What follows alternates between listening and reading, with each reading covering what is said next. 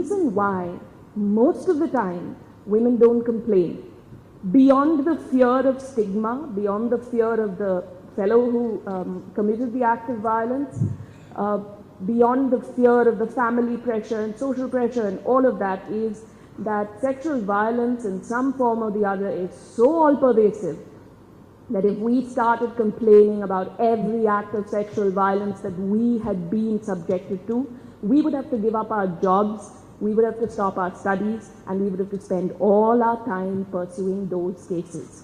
How do you define sexual violence? Is it the boss who, and I've had this experience, there was a boss who would walk down the corridor and poke women in their breasts or happen to brush against his hand against their bottoms while he was passing them in the corridor.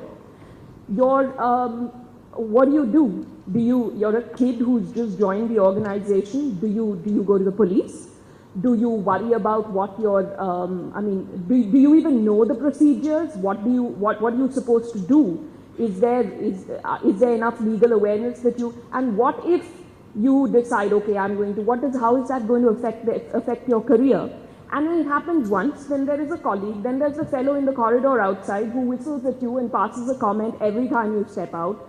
There are the guys on buses who molest you every single day that you're traveling. There are occasions when, this happened to me once. I was sitting in an auto rickshaw with my father, and we were at the New Delhi railway station, and from the sea of human beings outside, somebody, I have no clue who, just reached in, hit me hard on the chest, and then disappeared into the ocean of people out. Sexual violence, molestation is just so commonplace for someone. At that point in time, I used to use public transport a lot. It was so common, but that incident was something that was even beyond what I had experienced in the past. And my dad, it happened so suddenly that dad didn't even realize something had happened. And I just sat there and cried. And then once a colleague told me that something similar had happened to her.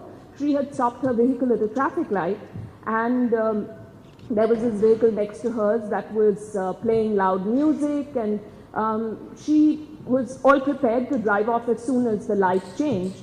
And as soon as the light changed, one of the guys in the vehicle actually reached into her car, hit her on the breast, and then zipped off. Now, I remember telling a friend this, and he said, "Yaar, peecha kyun nahi kiya usne? Number kyun nahi note kiya?" And you know what my friend said to me? That the first thing she did was, she said, "I just sat there and burst into tears. I was in a state of shock. How could this happen?" And each of us has this. We're experiencing this so much on such a regular basis that sometimes it makes me angry when my friends say to me, "Tune complain kyun nahi kiya?" Because beyond everything else, it is the all-pervasiveness of sexual harassment, the all-pervasiveness of it, that is a problem.